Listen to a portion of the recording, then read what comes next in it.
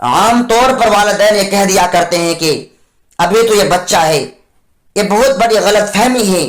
یاد رکھیے، کامیاب بچہ ایک کامیاب انسان بن سکتا ہے.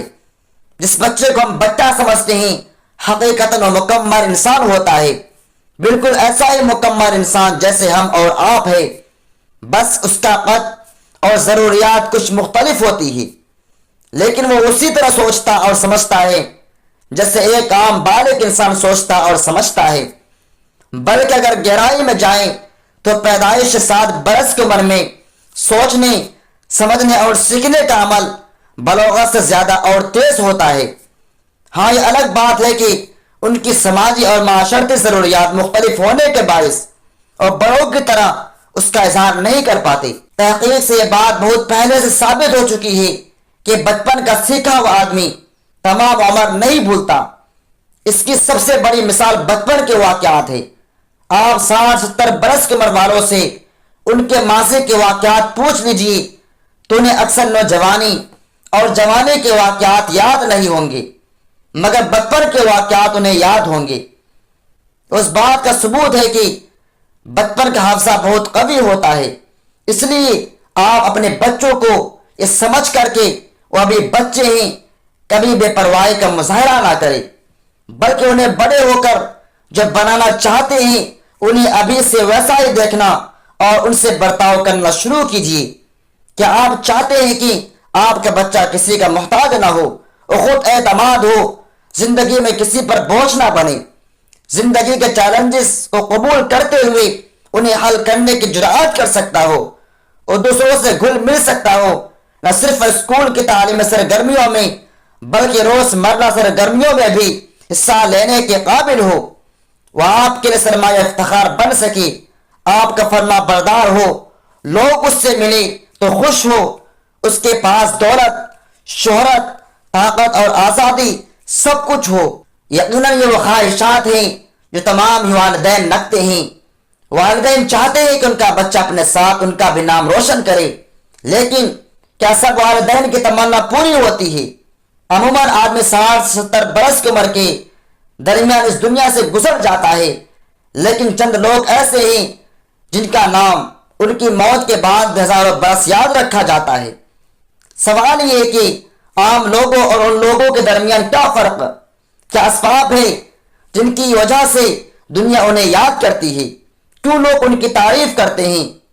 یہ لوگ ایسا کیا کر گئے کہ دنیا کے مؤثر ترین لوگوں میں شامل ہو گئے؟ یہ مؤثر اور معروف لوگ بھی کبھی نہ کبھی بچے تھے، بالکل عام بچوں کی طرح انہوں نے اپنی زندگی گزاری تھی. لیکن غور کرے تو آپ کو اندازہ ہوگا کہ کچھ خاص عوامل ان افراد کے بچپن میں سے ہیں جو ان کے مستقبل کو دیگر افراد کے مستقبل سے مختلف کرتے ہیں. سوال یہ ہے کہ بعض بچے بڑے ہو کر ہیرو کیوں بن جاتے ہیں اور کچھ زیرو کیوں رہ جاتے ہیں؟ ہمارے پاس عموماً دوسروں کی کامیابی اور اپنی ناکامی کی ایک ہی وجہ ہوتی ہے، مقدر.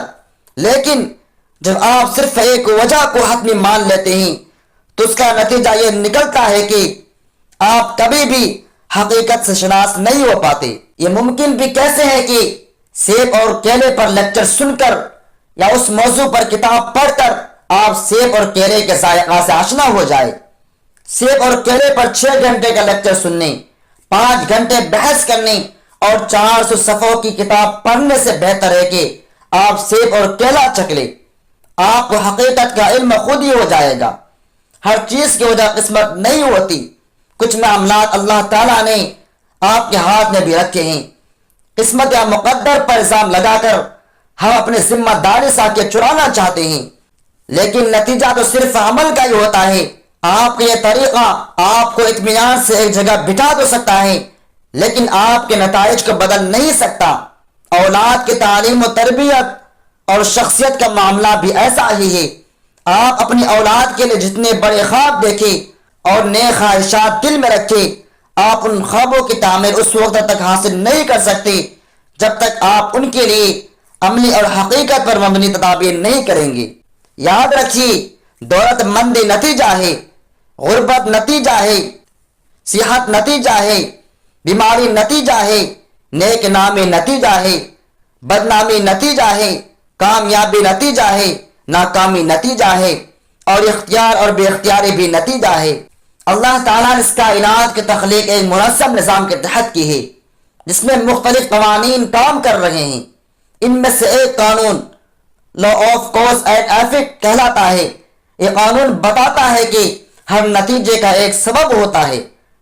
نتیجہ خواہ دولت کی شکل میں ہو یا غربت کی صورت میں، کامیابی کی شکل میں ہو یا ناکامی کی صورت میں، غور کرے تو آپ کو ہر ایک کے پس منظر میں کوئی سبب، کوئی وجہ ملے گی۔ اسی طرح آپ کے بچے کا جو بھی مزاج اور مستقبل ہے، اس کا سبب اس کی بچپن کی تربیت ہے۔ بچے نے کوئی غلط کام کر دیا تو ماں باپ اس پر ناراضگی کا اظہار کرتے ہوئے یہ کہہ دیا کرتے ہیں کہ ہم نے تو تمہیں ایسا کرنے کو کبھی نہیں کہا۔ دراصل وہ یہ کہہ کر اپنے ذمہ داری سے انکار کرتے ہیں، کیونکہ بچے کے عمل کے جتنے زیادہ ذمہ دار والدین ہیں اور کوئی نہیں۔